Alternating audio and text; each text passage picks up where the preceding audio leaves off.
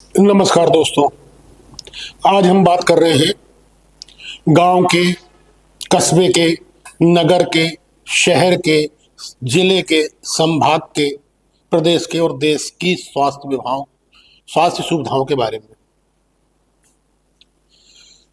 पूरे देश में देखने में आता है कि स्वास्थ्य विभाग जो व्यवस्था है देश की या प्रदेश की या क्षेत्र की, जो हमारा हर व्यक्ति का जो क्षेत्र है वो से संतुष्ट नहीं है। जो वहाँ पर सरकारी स्तर पर जो सुविधाएं हैं और जो निजी स्वास्थ्य सुविधाएं हैं, कहीं से भी जो इंसान है, मनुष्य है, वो संतुष्ट नजर नहीं आता। उसे लगता है कि उसके साथ न्याय नहीं हुआ। इसके कारण भी हैं। वो कारण ये हैं कि जो स्वास्थ्य व्यवस्थाएं हैं वो इस प्रकार से हैं कि ना तो किसी भी प्रकार से उनका क्रियान्वयन सही ढंग से होता है, और जो सुविधाएं दी जाती हैं उनका की जो कीमत है वो बहुत ज्यादा वसूली जाती है। हम शुरुआत करें सरकारी सुविधाओं से। सरकारी सुविधाएं धीरे धीरे बढ़ी हैं, लेकिन जैसे जैसे आबादी बढ़ी वैसे वैसे स्वास्थ्य सुविधाएं जो हैं वो कमतर होती गई सरकारी स्तर पर। इसमें कोई शक नहीं है कि आज भी सरकारी अस्पतालों में बहुत भीड़ होती है, बहुत मरीज आते हैं और उन लोगों की बहुत अपेक्षाएं भी होती हैं, लेकिन उन्हें वो स्वास्थ्य सुविधाएं नहीं मिल पाती जो वो सोचकर आते हैं। मैं एक घटना आपको जरूर बताना चाहूंगा। कुछ समय पहले की बात है, मध्य प्रदेश के रायसेन जिले में एक बच्ची गांव से अपने पिता को जिला अस्पताल लेकर आती है रात में करीब 10:30 बजे। 11 साल की बच्ची थी, पिताजी उसके बीमार थे और वो लेकर आती है, और उसके पिता की तबीयत बहुत ज़्यादा खराब थी और वो आकर स्ट्रेचर पर लेट जाते हैं। तो वो बच्ची इमरजेंसी में डॉक्टर के रूम में जाती है और डॉक्टर जो रहते हैं उससे कहती है कि आप मेरे पिताजी को देख लें, उनकी तबीयत बहुत ख़राब है। वो डॉक्टर कहते हैं कि मेरा ड्यूटी समय ख़त्म हो गया है, अब नए जो डॉक्टर आएंगे वो आपके पापा को देखेंगे। और वो डॉक्टर संवेदनहीन होकर चले जाते हैं। जिस डॉक्टर की ड्यूटी थी वो डॉक्टर रात भर नहीं आते। वो लड़की रात भर इंतजार करती है कि डॉक्टर कब आएंगे, लेकिन डॉक्टर तो क्या, कोई छोटा कर्मचारी भी वहां नहीं आता। वो बार बार टकटकी लगाए देखती रहती है, लेकिन वो डॉक्टर नहीं आते। उसकी बगल में आके पिताजी के स्ट्रेचर के नीचे लेट जाती है। फिर उसकी नींद खुलती है 2-3 बजे, फिर देखती है कि शायद डॉक्टर आए होंगे, लेकिन डॉक्टर नहीं आते। फिर वो बच्ची जाके सो जाती है स्ट्रेचर के नीचे, और जब वो उठती है 8-9 बजे तो पूछती है डॉक्टर साहब आए क्या लोगों से, क्योंकि लोगों का आना शुरू हो गया था। बोले नहीं, आने वाले हैं। और वो इंतजार करती है। डॉक्टर आते हैं, अपने रूम में जाते हैं, बैठ जाते हैं, मरीजों को देखना शुरू करते हैं। लड़की झिझकती हुई डॉक्टर के पास जाती है और कहती है क्या डॉक्टर साहब, मेरे पापा की तबीयत बहुत ख़राब है, रात से आप उन्हें देख लें। तो वो बोलते हैं कि थोड़ा इंतजार करो, हम आते हैं। तब वो रोने लगती है, तो मरीज जो और होते हैं वो कहते हैं सर देख लीजिए आप। डॉक्टर उठते हैं, उस बच्ची के मरीज पापा के पास जाते हैं और उसे देखते हैं और कहते हैं कि तुम्हारे पापा तो रात में ही खत्म हो गए। अब आप अंदाज लगाइए कि उस बच्ची पर क्या पहाड़ टूटा होगा और क्या वज्रपात हुआ होगा। आखिरी में अस्पताल वाले कहते हैं कि इनको स्ट्रेचर से बाहर कर दो और जो भी व्यवस्था हो इन्हें गांव पहुंचाने की कर दो।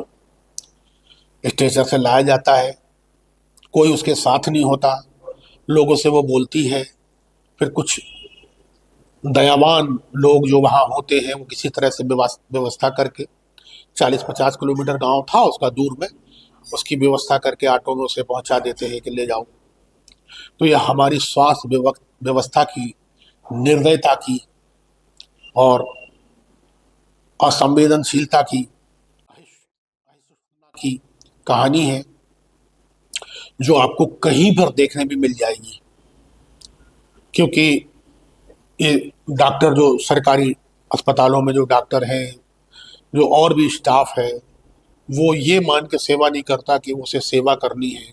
वो ये मान के सेवा करता है कि वो इन पर जो आए हैं, मरीज आए हैं, उन पर एहसान कर रहे हैं। चाहे डॉक्टर हो, चाहे ड्रेसर हो, चाहे कंपाउंडर हो, चाहे नर्सिस हो, वो उन पर इस तरह से उनकी मन में भाव रहता है कि वो एहसान कर रहे हैं। दवा बांटने वाला ये सोचता है कि वो अपनी जेब से दवा दवा बांट रहा है गरीबों को, मरीजों को। तो इस तरह से हमारी जो स्वास्थ्य व्यवस्थाएं सरकारी स्तर पर, ये मैंने बुनियादी बात बताई है। आगे की बात क्या है ये सब जानते हैं, लेकिन ये सिर्फ मैंने बुनियादी ढांचा बताया है आपको कि सरकारी स्तर पर क्या है। और जब एक जिले स्तर के अस्पताल पर ये स्थिति है, तो फिर जो छोटे स्वास्थ्य केंद्र हैं उन पर क्या स्थिति होगी, उनकी क्या स्थिति होगी, ये बताने की ज़रूरत नहीं है कि डॉक्टर कितने दिन पहुंचते हैं, कब पहुंचते हैं और कितनी देर रुकते हैं। इसी तरह हम अब आ जाते हैं निजी स्वास्थ्य सेवाओं पर। इसका प्रचलन लगभग 90 के दशक में शुरू हुआ था, और ये एक कहना चाहिए कि एक इतना विस्तारवादी हो गया आज के समय में, 90 से लेके आज तक, कि ऐसा लगता है कि अगर किसी का विस्तार हुआ हो तो इन्हीं स्वास्थ्य सेवाओं का विस्तार हुआ होगा। क्योंकि क्लिनिक में बैठने वाले डॉक्टर अस्पताल खोलने लगे, दूसरे अस्पताल खोलने लगे, तीसरा अस्पताल खोलने लगे, ट्रॉमा सेंटर खोलने लगे, स्पेशलिटी हॉस्पिटल खोलने लगे, उसके बाद वो कॉलेज खोलने लगे, फिर वो स्कूल खोलने लगे।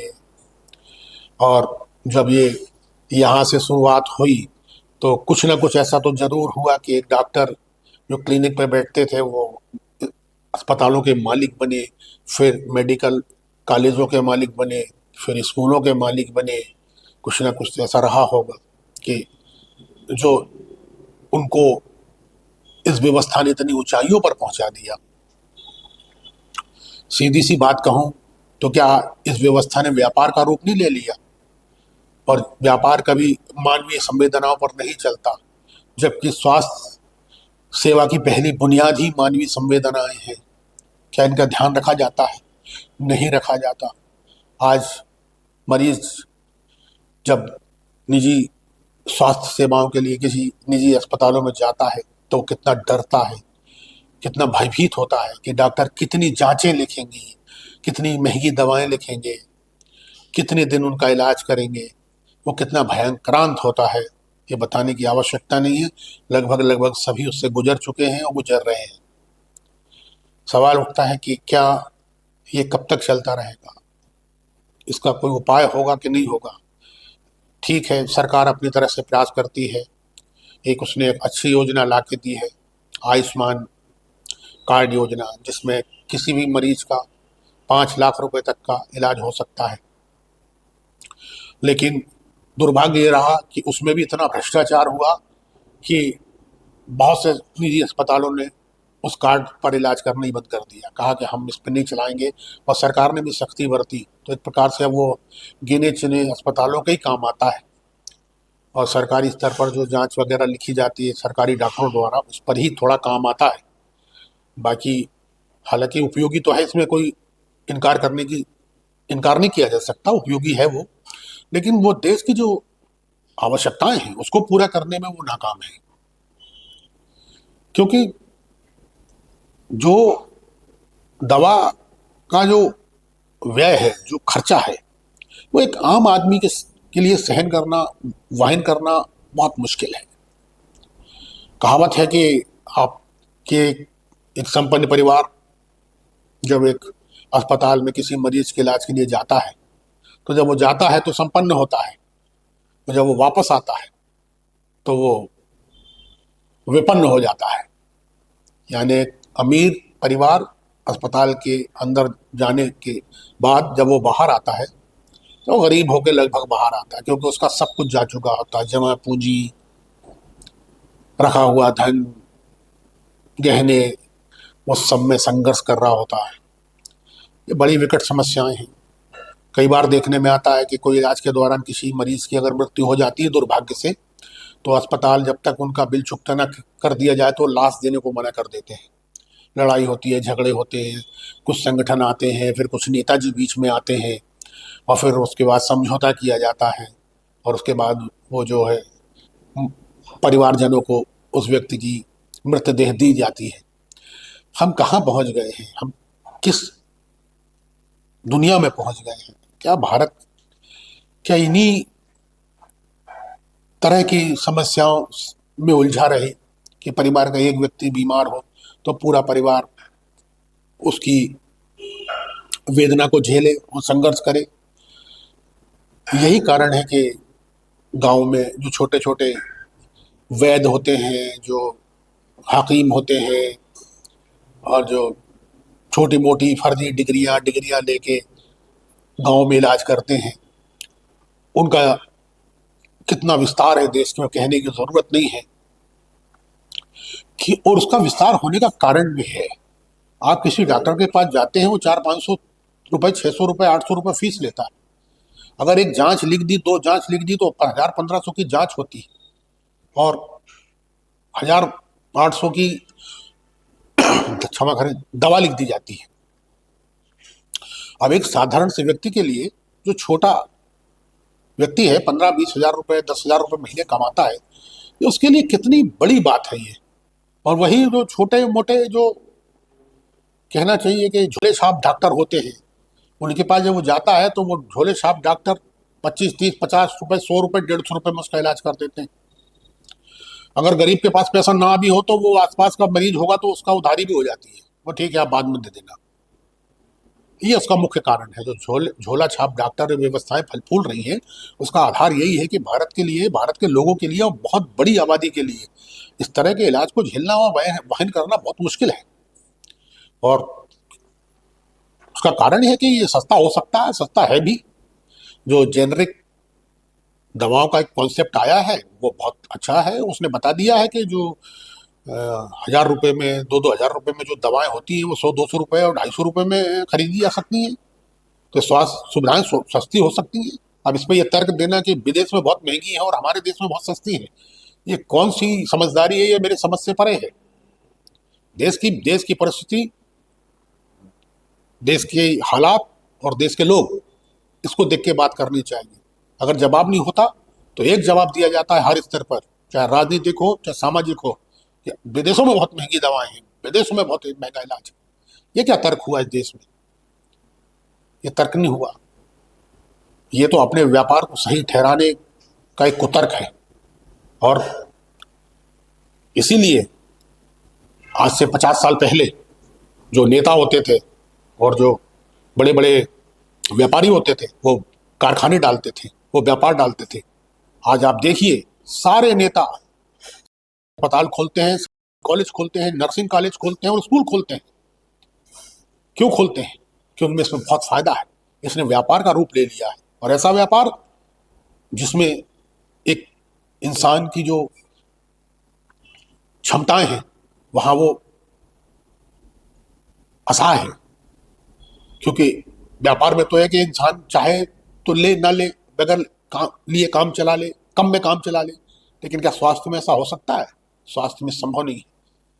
उसकी मजबूरी है, और उस मजबूरी का पूरा फायदा उठाया जा रहा है, और वृहद स्तर पर इसका फायदा उठाया जा रहा है। लेकिन कोई भी ऐसा नियम नहीं बनाया गया, कोई भी ऐसी रणनीति नहीं बनाई गई, नीति नहीं बनाई गई कि जिससे इस व्यवस्था को पटरी पर लाया जा सके।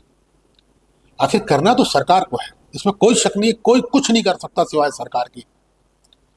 लेकिन जब सरकार के ही जो अंग है और उसी के अधिकांश लोग जब ये व्यापार कर रहे हो कि उनके कॉलेज हों, अस्पताल हों, नर्सिंग होम हो, मेडिकल कॉलेज हो, तो वो कहाँ से आप उम्मीद कर सकते हो कि वो इस तरह की सद्भावना भारत के प्रति और गरीब लोगों के प्रति रखें? और वैसे भी कहावत है, एक विदेशी की कहावत है कि क्या कभी कोई बिल्ली चूहों के लिए कानून बना सकती है? बस वही बात है। और हमें इस विषय में सोचना होगा कि स्वास्थ्य व्यवस्था के बारे में जरूर देश कुछ मांग रहा है। बहुत विकट स्थिति है और देश के बहुत सा पैसा, गरीबों का बहुत सा पैसा इसमें व्यय हो रहा है और लोग कर्जदार हो रहे हैं, परेशान हो रहे हैं।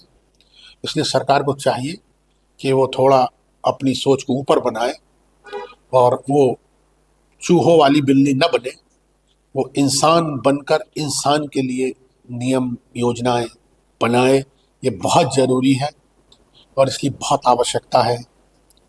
धन्यवाद दोस्तों। आपको हमारा प्रोग्राम कैसा लगा? आप सब्सक्राइब करें, हमारे चैनल को सब्सक्राइब करें, शेयर करें, कमेंट में लिखें और बताएं कि आपको प्रोग्राम कैसा लगा, ताकि हम इसी तरह के प्रोग्राम आपको दिखाते रहें। धन्यवाद।